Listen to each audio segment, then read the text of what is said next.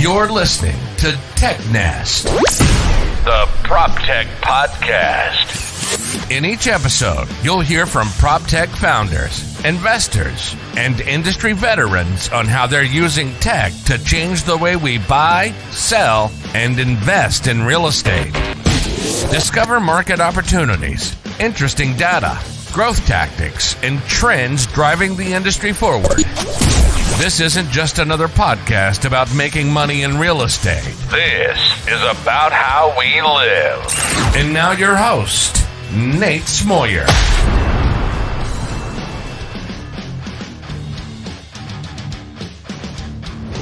Hey, Noam. Welcome to the show. Hey, Nate. Thanks for having me. I appreciate you coming on the show. I know we had to go back and forth a little bit to make this happen. Busy schedules, busy people out there in different time zones. It's the wedding season for conferences, I call it. So it's a busy time right now. Yeah. Which conferences are you going to right now? Where have you been? So I was at the Rezo conference in San Antonio, and then just came back from DC. The NAR had their convention there. And then we've got Vegas coming up. We've got Inman. We've got Blueprint. And then there's a few. Oh, in Atlanta, Apartmentalize. Wow. And which one are you looking forward to most and why? I like Inman. I like that one a lot because you do get a lot of the who's who coming in there of the tech industry, the brokerage industry, and it's a nice way to kind of sidestep the gatekeepers and find a way. I like to try to find different ways of getting in front of Robert Rifkin or CEO of EXP or whoever it is, and that's a good place. They're all in kind of one room. There's not a lot of places for them to hide. Yeah, I'm trying to think of who I was talking to recently, and this is a pro tip for all the founders out there, but man, I can't remember who it was. I don't remember if they told the story on this show, so it's kind of escaping me, but they I think it was Inman. They just found out, like, it might have been Inman, might have been a different conference, but they just figured out like which floor the green room is on, and they just hung outside the elevator the whole time. That was me. That was you. That was me.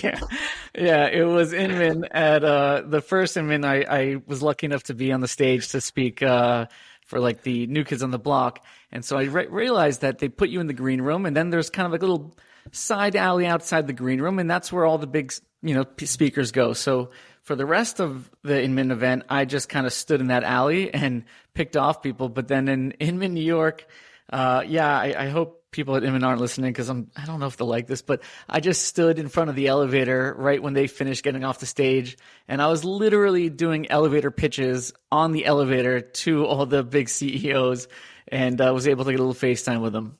I love it. I love the hustle. Now, Noam, you're on the show here. We're going to talk about your company a little bit called RentBase.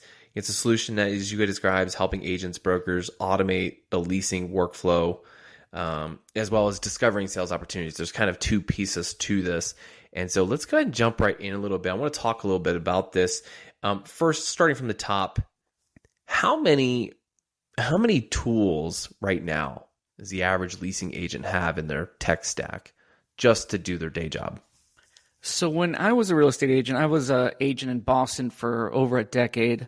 Over time, I would say I was probably using like 5 to 8 different tools, whether it was, a credit check tool, then it was a DocuSign, Excel, we'll call it pads of paper, that a tool as well. That was a big one for me. And so there was just so many different calendar. I mean, pretty much every single thing I needed to do, I needed a specific tool for it. And there was no one solution that really helped me. It was actually the biggest pain in the butt ever to do rentals, as hard as rentals are, than to have to do it like through pen and paper and Excel and Airtable. Man, when I found out about Airtable, it like blew my mind away. I was like, this is the greatest thing ever. But it still needs like a little bit of adaptation and automation in it to make it work for you. And I am, unfortunately, as least tech savvy a person as you'll meet.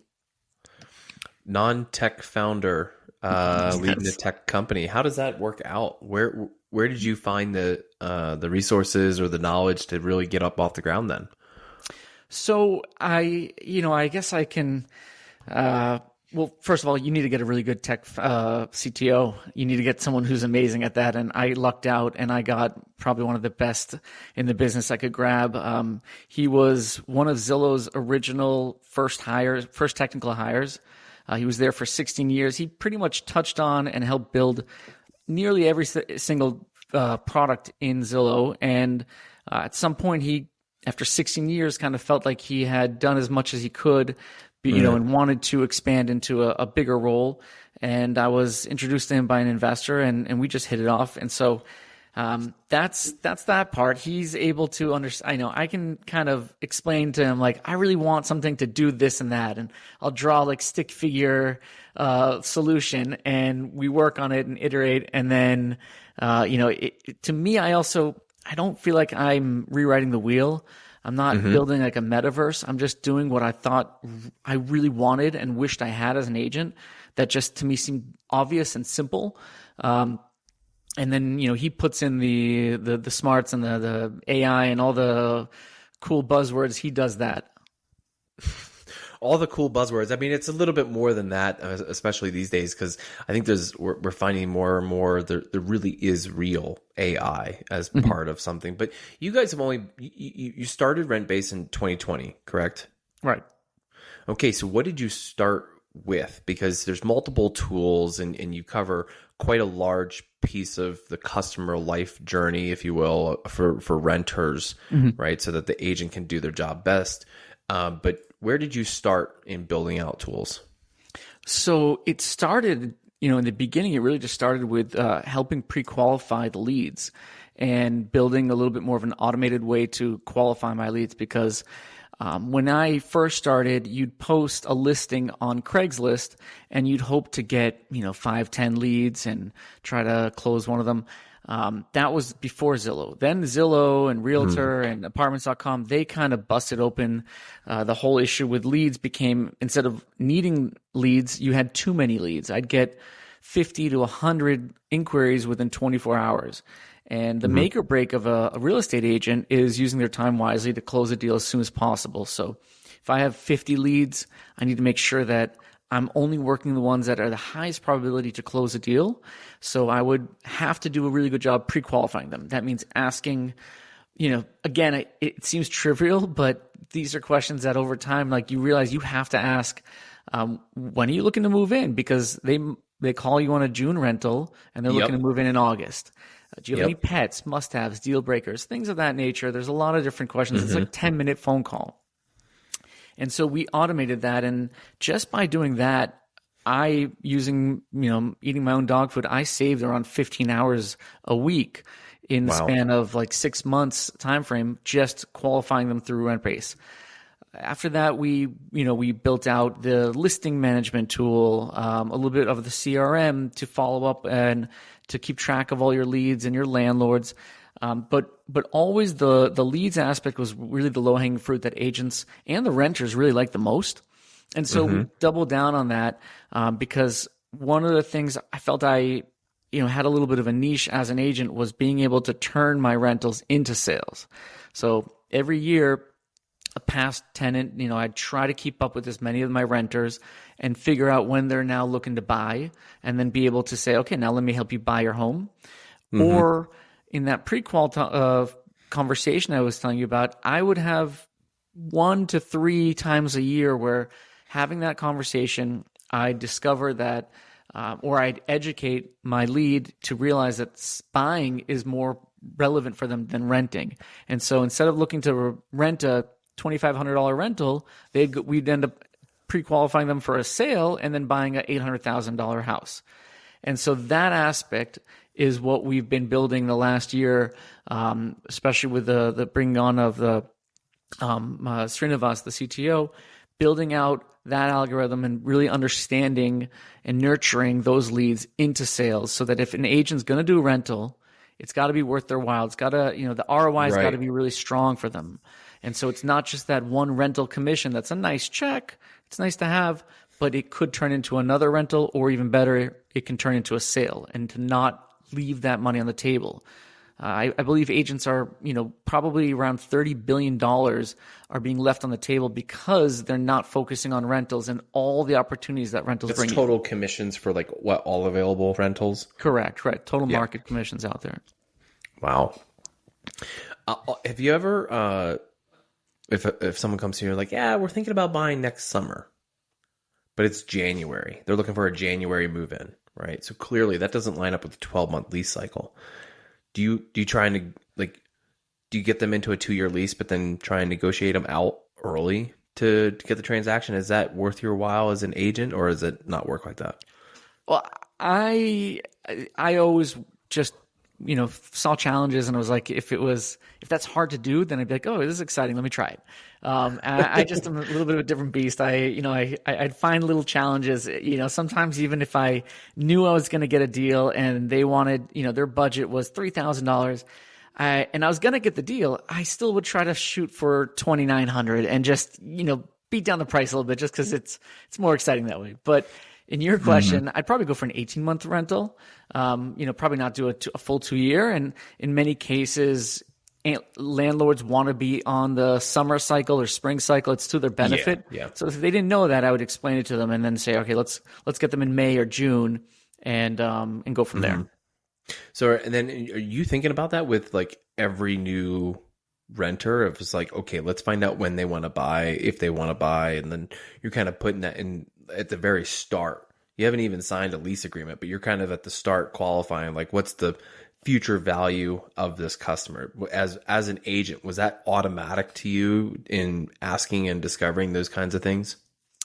Not necessarily in the beginning. I just wanted to do a really good job and get them in a home and kind of oversell what they, my promises. So again, if they we want a $3,000 rental and I got them their home at $2,900, that was my goal.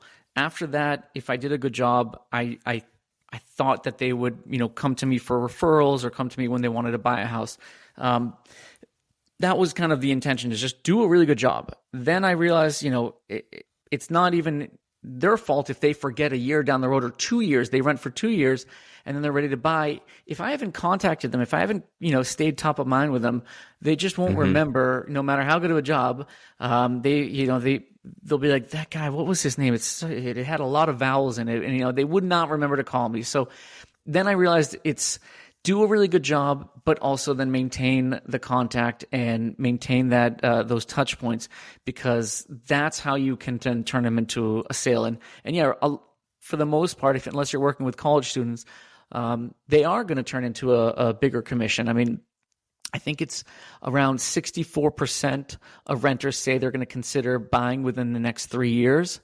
And so, there's money to be had. And that right now, the biggest demographic of renters happens to be the same demographic that's going to be first-time home buyers in the next 3 years, which is millennials.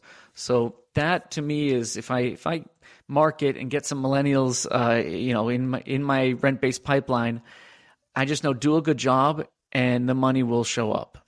I've got two things. One is an anecdotal story here. I worked with an agent for renting for the first time when I moved to Chicago. So we were moving from the Northwest to Chicago. This was when I joined up with Avail to take over marketing there. And I got a hold of an agent. I gave her criteria and I said, look, I'm going to be at work, but my wife is going to be available and can go around and look at a few units with you. And at first, she was stellar. And then she went out of town. I'm going out of town, and didn't really hand us off to anyone else. Just kind of was like, well, you just figure it out from here and then let me know so I can write the lease agreement, which then became a literal disaster, because then the other agent on the unit that we wanted was like, well, I don't work with agents, but I'll allow it. And then neither one of them had any screening software. So I was running myself through Avail to provide everyone with the documents they needed. And then I was the one using HelloSign and PDF Escape to mock up the lease so that the fields were correct, and the original contract had no kidding, the listing agent sent us a previously executed contract. So the previous renter, it had all their information on it. She emailed it to us. I was like, it was all over the place. But Did you get a commission out of this? I mean, you should have gotten paid or something. I should have gotten paid, right? And I didn't. In fact, I paid for my own screening. But the thing is, the first agent kind of rated out to mediocre because it started off really good and she helped us find the unit. Just didn't know how to close. And then the listing agent we worked with, who represented the owner, was so miserably bad. I actually remember her name. But so unbelievably miserably unprofessional and terrible. And yet she was like the agent for that building. And everything was so backwards. And I was like, no wonder this unit couldn't rent. It blew my mind that this unit couldn't rent and that the price kept decreasing. It was just, it was wild to me. But when you talk about like remembering agents, like there has to be something that's memorable. And if it's going to be one thing, I mean, if you're mediocre, like it's very easy to forget someone. And if you're just any other side of the spectrum, it's very easy to remember. So, even if the experience is really smooth and just kind of flows through and feels natural, though, I think it's easy to remember or to forget someone. You have so many things going on. So to your point of like just keeping in touch would be so much unusual. That in alone would be unusual. Yeah. And neither of those agents tried. The first agent she actually asked for a review, and I told her I wouldn't feel good about what I'd have to write because I'd have to be honest. Best I don't review you. Yeah. And I was like, don't take this personally. It's not going to be a good one. I was like, be honest. It's probably best I don't publish that. All right. I want to get on to what you were talking about though. Your story though is very common, and people listening here all have at least one instance where they're like, I had such terrible rental agents, and I've experienced it to the 10th degree working with different real estate, different agents. Forget real estate, it's just agents in general. But when it comes to rentals, there's, it can be, pretty ugly out there, and in terms of the service and the quality. And I try to make RentBase elevate those agents, kind of idiot-proof the agents in many ways where we can. Even just in the qualifying, there are so many landmines that you can step on as an agent, fair housing questions that you're not allowed to ask, that agents don't know any better or are just not asking at all and taking renters out. And it's to the detriment of the renters as well. They are going to a place wasting their time because the agent didn't ask the right question, and it's if you go to a restaurant and they ask you, do anyone have allergies? Like that's them doing a good job to make sure that you don't eat something that you're allergic to. And with that agent, you have to ask, do you guys have pets? Simple things so that you don't have the renter fall in love with the apartment and then say, great, let's sign the lease. And then the lease, it says no pets allowed. And you're like, but what about Fluffy? So those are things that we try to automate. Yeah, I mean, you'd be surprised when we moved to Nashville, which was 2018, 2017 maybe. I flew down on a day's notice when we decided we were moving because my wife needed to start her job in 2 weeks. Nice. So I just flew down on a day's notice, took an overnight red eye. First place I went to look at was a little dirty, not well kept, and so I decided to decline. I told the agent, I don't think this is going to be the place for us. And her response was, I was surprised that you guys were looking in this neighborhood. I was like, pretty sure you're not allowed to say that. She doesn't know she's talking to someone who is a licensed real estate agent. I said, what do you mean? You don't have a lot of young married couples? And she goes, no, you guys don't really fit into this neighborhood. Really? And I knew what she was implying, right? Because it was a heavily Hispanic neighborhood. I was like, okay. But I was like, those are like, this is not like 50 years ago. It's still a thing where agents feel comfortable in saying that. And even still, when I've talked to agents and I'm like, I know you can't say certain things about the neighborhood, but really what's it like around here at night? I'll say that because I can ask that question. And I do want an honest opinion, but I also know that the agent should decline in answering that question. Right. And they never do. They always answer it every single time. Every single time I've done that with either renting or buying. But that kind of leads me to. I'm not going to find you. Don't ask me to find you a house, Nate, because I'm scared of you now. I'm going to ask you questions that get you to let your guard down, so I can get the answers I need. But it may not be what you need, but you need to be saying. But that leads me to this though, is like, and it sounds like the answer may be no, but I don't want to assume no. Is What have you discovered when talking to agents about their standard operating procedures or SOPs? And if agents don't often have them or not good, how is RentBase working to really help solve for that problem without necessarily telling the agent that, hey, we're solving for your standard operating procedures? Because I don't think anyone leads with that as a value prop. Yeah, I mean, I've spoken to agents over the years kind of all across the country, and, I ask them, what do you guys use right now for, like, what's your database for your listings? How do you know which properties are coming up? How do you know which one you've rented? Like, where is that information, the landlord's information for that property, those kind of things. And I've gotten some really incredible answers, like, besides just pen and paper, some people are like, oh, my email, that's my inbox is my database, my CRM. I just kind of wait till a landlord emails me and says it's going to be available again, and then I search their name and I try to find what was the property that they owned and what was it for. Gosh. So, I mean, it's not that they're bad agents, it's that they have bad technology to support them. I really tried to avoid building RentBase. I did not want to go down that road if I didn't have to, and so I tried every single CRM, every single platform out there that I could get my hands on and demo before we started RentBase. And the only issue is that the sales agent or the demo call, they would stop it halfway through and be like, listen, you're just going to churn and I don't need that for my numbers. We're not what you're looking for. So like, let's not even go forward with this. Like, this is not what you're looking for. And, I appreciated their honesty, but it just made me more and more aware of how much data and how much information is needed to be successful in rentals and how little was out there for it. So, the management was one part, but then what I realized as agents, I mean, more than anything, they do want to do sales, and I understand that. Every agent wants to get a $10,000 check than a $1,000 check, and that makes sense.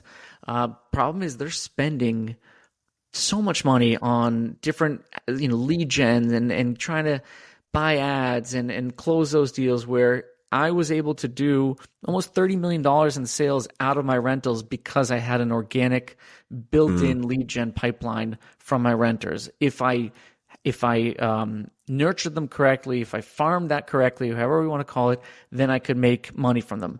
But I just didn't have enough time in the day. I didn't have the bandwidth. Like I was working like 7 days a week. I was very single at the time because I had no time for anything else. And so I could do that manually, but it's just not the right way to do things. Not today anymore. Like the technology is too good out there, and there's just no reason to have to sift through the way I did. Yeah. Well, I mean, let's bring that to the current market conditions, right? And I mean, obviously real estate can have its ups and its downs, and we've seen we're seeing really extremes of what the real estate market can throw at us. And it's bizarre, right? We've doubled interest rates in less than a year time, and price appreciation it's not as aggressive as it was, but it's still up year over year. It's not up from last year's peak, right? But we're still year over year. Shout out to Altos Research. I look to every single Monday from Mike on Twitter and his reports here. But so we're seeing these conditions, but we're not seeing the number of transactions is down. Transaction volume is way down on new purchases. People are still renting though. They have to live somewhere. Is this a time where agents really need to evaluate? Do you think the market conditions will move agents to have to work with renters more often? I do. I think it's kind of a perfect storm of you need to survive, and if you want to thrive in this market, you have to focus on rentals now. It's not even a question of maybe. I mean, rentals are at an all-time high. Over 40%, or nearly 40% of the country's renting versus buying. It's an increasing trend. To your point, sales volume is down. I was speaking with different MLSs, and anywhere from 25% to 90% down year over year. And so There are now, and now Is that depending on which market you're in? correct. Yeah. Oh, Some of the markets there's that had markets with 90% transaction volume down. that's right, because you had that crazy uptick from, the COVID and Is that Miami? no, I don't think it was Miami. Actually, it was, Miami's going to be okay. They're still going to take a dip, I think but they'll be like fine. when Might you, be Tampa. it's kind of like it's like people are like interest rates are really high, like they are from the all-time low, and so yeah, things are going to drop from an all-time high of sales, and that's going to happen. But agents, I think agents they're closing anywhere from like 10, 11 on average transactions. But if you're going to cut that in half, that's half their yearly salary. And where are they going to make that money? Well, the average agent was only making what, 85 grand a year, W2, or not W2, 1099. Right. Wasn't even net. It was That's 85. gross. I thought I read 54, but that's Is great. it? Oh, I thought it was higher than that, but I could be wrong. We'll meet in the middle. But either Yeah, way, there we go. when you cut that in half, you cut anyone's salary in half. That's a really difficult pill to swallow. And so, the other thing we're looking at is listings. So it used to be, as in like 7 months ago, buyers weren't buying. They were saying, I can't handle these increased rates, so I need to rent. So their agents now had to focus on renting them apartments.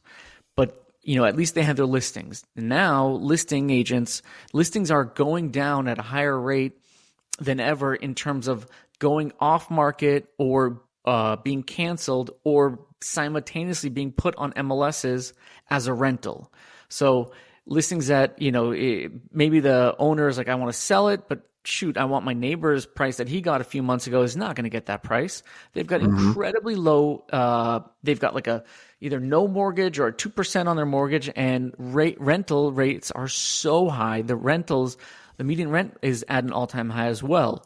So they're not going to sell it. They're going to rent it. They're going to make great cash flow. And now agents who are listing agents have to also be doing the rentals. So whether they want to or not, they're going into the rentals. The ones that are seeing that that's where the money is going and are hedging by getting into rentals now, they're the ones that are going to survive. They're not going to be that terrible stat of like 87% of agents that fail in their first 5 years. That was a stat, a couple of years ago. Imagine what that's going to look like now with the market being where it is. Yeah, I every once in a while I flirt with the idea of like, maybe I should go back to selling real estate. I do. I'm a glutton for pain. I'm not even gonna lie to you. Like those first 6 months was horrible doing that, and then like something clicked, and then I only did it for 8 months because we moved. but but I mean, like I think about it, and then I'm like, man, maybe this is the worst time. But also, I always think it's like it's got to be the best time. It's got to be the best time.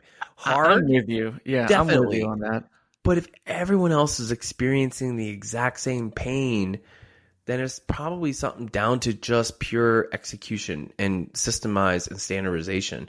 I can't help but believe, dialing in a niche and becoming known for something, even if it was rentals in your area, if no one else is focusing on it, it's got to be a significant opportunity to corner some of the market.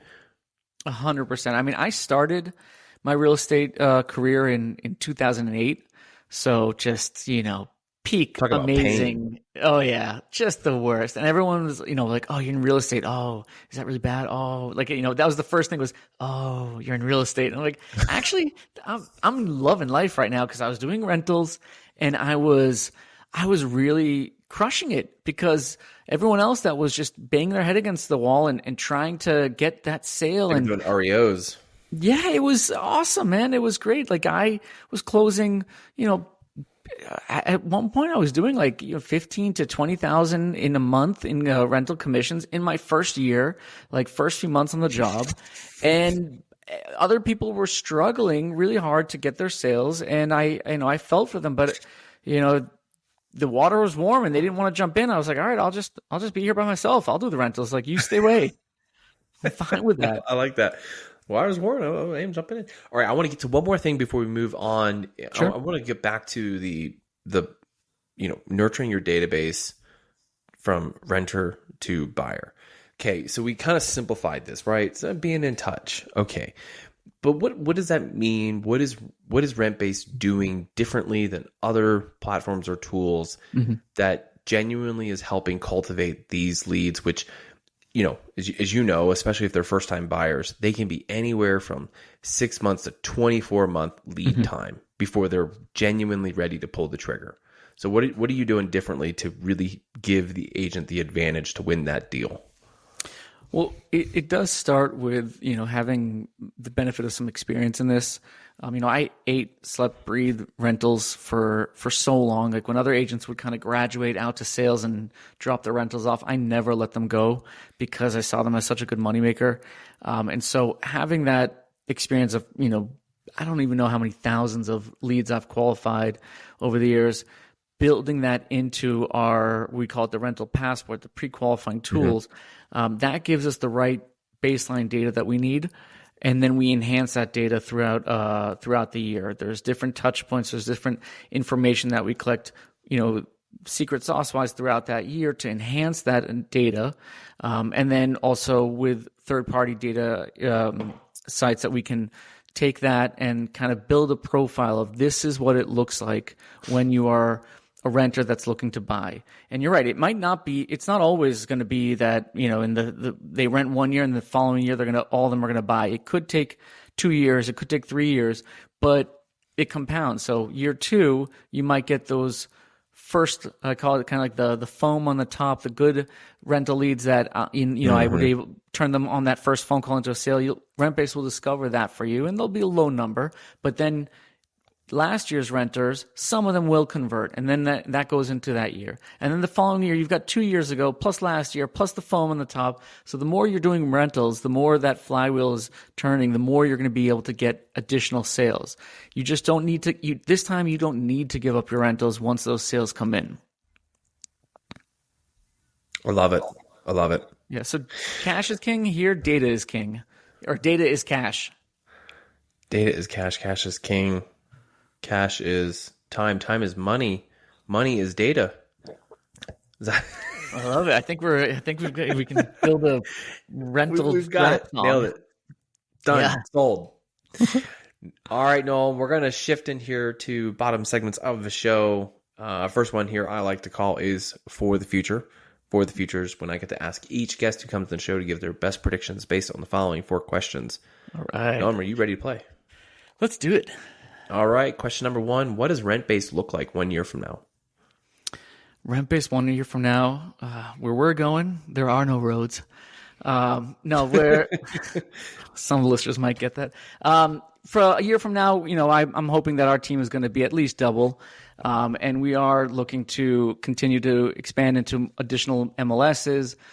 We do have a few large brokerages in the pipe where at least a few of them a year from now, RentBase will be their rental concierge tool, their qualifying de facto tool, so that renters and agents will be able to kind of seamlessly go through the whole, what are you looking for? Make sure that they go to the right apartments on time. All right. Number 2, which will leasing agents prioritize more in the coming years? Time spent leasing new units or reducing costs to leasing new units? I mean, it's kind of along the lines of our recent rap that time is money. So that's almost semantics to me. It's if you reduce your time, you're going to make a lot more money. That's just how it works. The more time you have in real estate, the more money you can make in it. If you're reducing your costs, it better reduce your time. If it's not, you can reduce your costs, but you're not going to be making more money. So the net effect is not really there. I guess if gun to my head, reduce my time. There's no violence in this show. Okay. There's no coercion. Fine. No guns to heads. I don't know what a nice version of gun to the head would be. Cake with the right answer would be reduce the time, I think, for me. There are no wrong answers in For the Future. It's just your prediction of where you think favorite classes I took in college. There's no wrong answers. All right, third one here on For the Future. What's one industry trend you think will continue, but you wish would go away? At some point, I think it's going to go away, but I'm starting to see it kind of wane a bit. Those self-touring, and I say this with love because I have some friends who are building great companies. But the original thesis was like, you don't need an agent to go see a rental. And for me, it's a little bit reminded to iBuyers, where that hasn't really panned out as everyone thought it would be. I think you do need an agent, especially when it comes to rentals. You need that touch. You need that kind of insurance of having a real estate agent there. I've got, for another podcast, really, really crazy stories of seeing places and being with different interesting clientele. So I don't recommend just allowing anyone into your house through a phone and an app. It's interesting you would say that, because I earlier today tweeted out an article that I read it last night, and then I thought, what, this might be a good one to put out. And so the title of it is, "Starting a proptech company Still a Good Idea?" and the premise here from the article is, about a lot of the idea here is, and it actually says, the startups themselves and proptech aren't blameless. For years, they've been promising to remove those pesky middlemen, is what it says in his article. And what's interesting is, like, Todd Carpenter, formerly from NAR, leading Second Century Ventures, like, he commented, and he's got an article that kind of talks a little bit about this. Like, he has an article called "The Long, Slow, Beautiful Grind of the Real Estate Revolution." And then recently Jeffrey Berman put out a piece, and in a lot of his angle on this topic itself was, what VCs overestimated about proptech startups, about like the potential to, and he leads Camber Creek. And then even, I thought I saw this a while back when someone commented, saying that Rob Hahn also put out a piece similarly to this of, like, there's the side of, like, can proptechs grow as fast as everyone has predicted, but it's the middleman piece. And about a year ago, we went through this at Obi.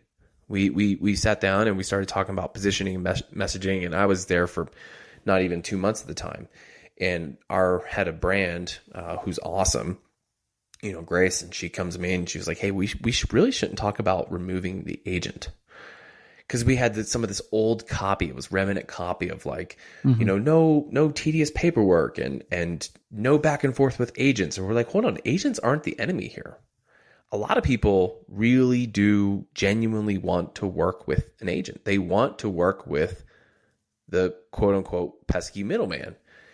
But a lot of times it's the technology that the agent has access to, or the tools, or the standard operating procedures that don't exist, that leads to the bad experience. It's not the agent. The agent provides a lot of, like, confidence and trust and reassurance and, like, sanity check. Whereas if you're self-touring, you're kind of left to your own imagination to that. And that in of itself can lead to, indecision. It can lead to poor decisions, uninformed decisions. So I kind of tend to agree, and I'm more and more leaning and learning, even myself, that, real estate may not be best as a checkout transaction for, like, the majority of people out there. There's still a fair amount of personalized service that offers a lot to people. Yeah, I don't know if it's a great analogy, but, like, if you look at restaurants, like a great restaurant, yeah, the food is wonderful, and we'll call the food the house, but the service, the servers or the chef or the people at the front door, they make that experience so much better. And if you say to them, you can't automate or AI, like, what do you like on the menu? When you ask a waiter that, and you get an honest answer, and then you get the meal that you were looking for, and maybe they steered you away from the meal you thought you wanted to go into. Or even they say to you, I love when they're like, no, don't order that. Trust me, order this one. So, it's a real estate agent that does a good job in the service is kind of telling you, no, let's not go to that apartment. You've told me you're looking for, upgraded amenities, this and that. Let's go to this one. Or sure, we'll see that one, but only if you let me go show you this one as well. I love it. All right, last one here on Forward the Future. What's one thing you believe will dramatically change or fade away in real estate as a result of tech advances? Self-touring. And I won't tell you in which direction. I'll let you guess. All right. Okay, Noam, we got 3 more questions. These are so our listeners get to know you personally just a bit better. Sure. First one, what are you reading? What am I reading? Might sound a little bit different, but 10K reports. I've been really getting into some 10K reports. I find them really interesting, and there's always some good tidbits in there that especially the real estate ones, I like to dive into. But I've actually heard you ask that question before. I want to change it up to give someone. Can I tell you what I'm watching right now? Sure, go for it. Okay. So Jury Duty. That is my... I've heard about this. Oh, it's so good. And that's my release when I'm having a stressful day. Short episodes, but it's a great, funny, and different type of show. So between reading 10K reports, I'm watching that. Solid. Next one here is, who are you learning from?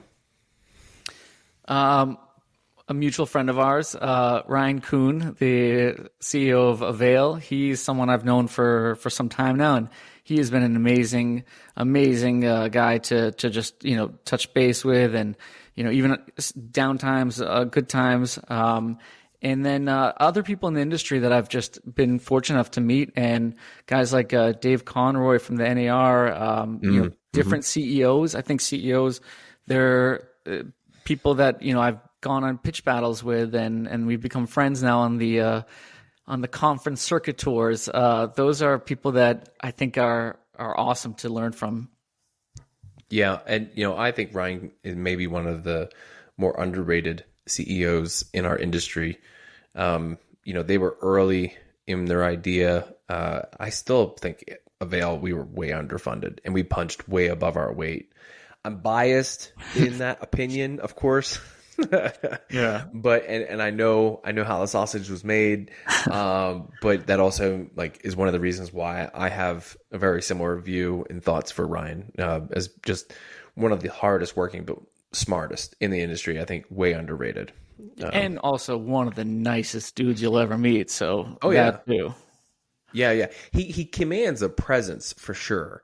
It's just because he's really tall. Okay, as a short guy, I take offense to that. That he's just really tall. But yeah, he is real nice. All right, last one here. What inspires you? What inspires me? Like money, just tons and tons of money. Obviously, no. Please don't edit that out. Obviously, that's a joke. What inspires me? I would say, not to be too sappy, my wife is a big inspiration to me. She's an incredibly smart, but just mentally such a strong and very patient person. She's married to me, but she's just got this mental strength that I envy and try to aspire towards. Especially being in as an entrepreneur, I think Ryan actually was saying it's one of the loneliest jobs in the entire world. And it has its ups and downs, and just mentally you have to constantly lift yourself up. And I aspire to be a little bit more like her, because she's got that, in droves. Very cool.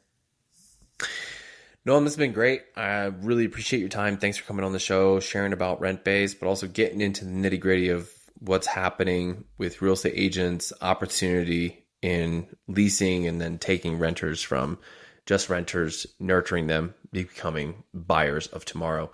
Before we close out, for those who want to get in touch with you and or learn more about RentBase, where do they go and how do they do that? So you can go to rentbase.com, or you can also email me if you'd like. If you can spell my name correctly, it's N like Nancy, O like Oscar, A-M at therentbase.com. Love it. There it is. Now you have it, folks. Noam, I'll see you at Blueprint in Vegas. Nice. We got to catch up. We got to Sounds great. connect there. Looking forward to it. Same Until here. then, we'll see you later. All right, take care, man. Thanks for listening to TechNest, the PropTech podcast. Find all the links and resources mentioned in this episode on technest.io. You can get future episodes delivered to your ears directly by subscribing to the podcast on iTunes, Spotify, Google Podcasts, and all other major podcast apps. Follow TechNest on social media to stay up to speed on new developments, resources, and announcements in proptech. Your support is greatly appreciated. There's 2 ways you can directly support this podcast. Share episodes you find interesting, and then leave a review of the show in the App Store. From Nate and the TechNest team, thanks for listening.